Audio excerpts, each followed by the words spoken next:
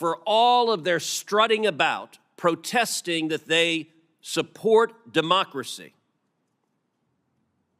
Not a one of them gave a damn about democracy when they pulled Biden off the ballot and dropped Kamala Harris in without a single Democrat primary voter voting for him. And you know what? Not a single Democrat is here today because not a single one of them gives a damn about the fact that they lied to the American people for 4 years. They knew. Every one of them knew that Joe Biden was mentally not competent to do the job. The White House press secretary, she knew when she stood in front of the American people and lied over and over and over again. And they're not here because they can't defend themselves. Hey, it's the Citizens Broadcast. Let's jump right into the latest Capitol Hill showdown. Senator Ted Cruz just took things up a notch, dropping the so-called Autopen stats to torch Biden's presidency over law enforcement cuts. Here's what's really happening. According to Customs and Border Protection, fentanyl seizures are down 30%. Sounds good, right? But Cruz sees something deeper. He's zeroing in on a proposed 26% budget cut to the ATF, which is huge when we're talking about the agency that tracks guns and explosives. The Justice Department says, don't worry, we're just merging ATF with the DEA for efficiency because drugs and guns go together. But Cruz wasn't buying it. He wanted cold, hard numbers. And after some serious grilling, he pulled out the receipts straight from page 146 of the 2026 budget. Here's the damage: 541 industry operations investigators cut, that's a 40% slash, 284 support staff, gone, and 186 ATF agents lost to attrition. That's a massive hit to the people regulating firearms while gun violence headlines keep piling up. But wait. There's more: no dedicated funding for the Organized Crime Drug Enforcement Task Force, and a 34% cut to high-intensity drug trafficking programs. So while the administration says they're streamlining Cruz and other critics say we're gutting our ability to fight fentanyl and illegal guns, the Attorney General insisted no, agents won't be banging on legal gun owners' doors, but Cruz wasn't letting go. He said the numbers don't lie and the public deserves straight answers. Thank you. Senator Cruz. Thank you, Mr. Chairman. The Biden administration may go down in history as the most brazen constitutional fraud in American history. A Potemkin presidency fronted by a failing puppet with staffers behind the scenes pulling the strings. This is not political hyperbole. The American people saw it with their own eyes during the June 2024 debate. Numerous times, Biden stood frozen behind the podium, mouth agape, eyes frozen and unblinking. When he did speak, his words were confused and disjointed. I said that night, this is the most consequential presidential debate in history because it will result in one of the two candidates being removed from the ballot. That was exactly right. And following that debate, the Democrats recognized the collapse. They pulled out their knives and took out President Biden like Caesar on the Ides of March. For all of their strutting about, protesting that they support democracy.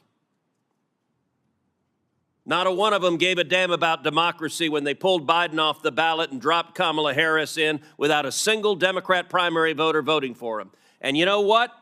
Not a single Democrat is here today because not a single one of them gives a damn about the fact that they lied to the American people for 4 years. They knew. Every one of them knew that Joe Biden was mentally not competent to do the job.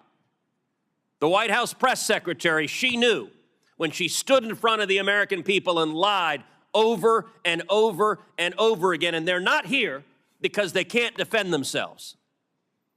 It wasn't a surprise. For 4 years, the White House hid President Biden from Republican senators, would not let him meet with us. He served 40 years in this body. We all know him. And they deliberately lied. And by the way, Jake Tapper had a bombshell book exposing the incredible scandal that Biden's mental decline was covered up by Jake Tapper. There's a Yiddish word, chutzpah. And that truly is chutzpah. How dare we lie and cover up what we all knew? Now, I have been asked literally 1,000 times by Texans, who was running the country? And I'm going to give you the most terrifying answer. I don't know. I genuinely don't know. And not a single Democrat here cares. The most telling proof of Biden's decline came with the signature of the president, the symbol of executive authority that was outsourced to a machine. Mr. Wold, you're a lawyer who served in the White House counsel's office. You understand the gravity of presidential action. Does the president's signature carry legal and constitutional weight under Article 2? Yes. Is the act of signing an executive order or signing a law or granting a pardon a delegable duty of the president? So in that opinion in 2005 from OLC, they said essentially that an Autopen could be used by a subordinate, but the president's determination as to sign the document can never be delegated. Can that authority be transferred to a staffer or a machine without the president's explicit authorization? Never. And if you look at the statistics are stunning. In 2021, President Biden issued 78 executive orders. None were signed with an Autopen.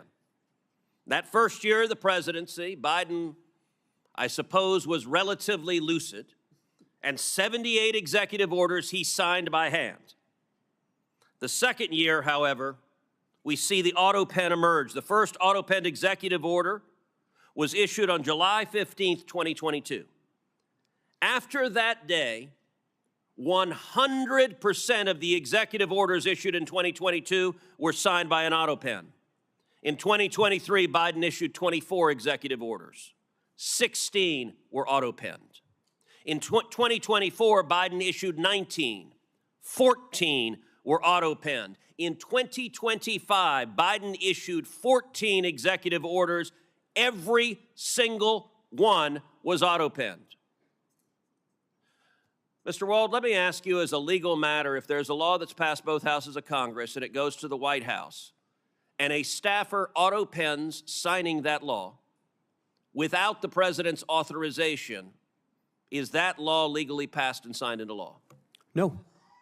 If an executive order is issued and a staffer autopens it without the president's authorization, is that executive order legally binding? No. And if a pardon is issued from the President of the United States and a staffer autopens it without the President's authorization, is that pardon legally binding? No. Under the Biden White House, the ceremonial song, Hail to the Chief, was effectively replaced with Hail to the Pen. And it was an outright assault on democracy. And every reporter covering this ought to ask, why doesn't a Democrat care?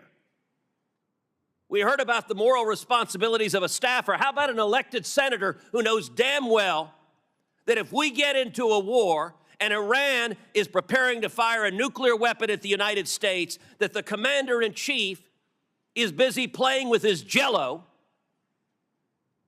and is not competent to defend ourselves? And every member of the cabinet, the chief of staff, the press secretary, and the members of Congress who lied about this on a daily basis with the press's complicity, they are all responsible for subverting democracy. Senator Cornyn. So what do you think, smart efficiency or dangerous undercutting? Drop your thoughts below, like, subscribe, and hit the bell. I'm signing off. Stay informed, stay sharp, and I'll catch you next time on the Citizens Broadcast.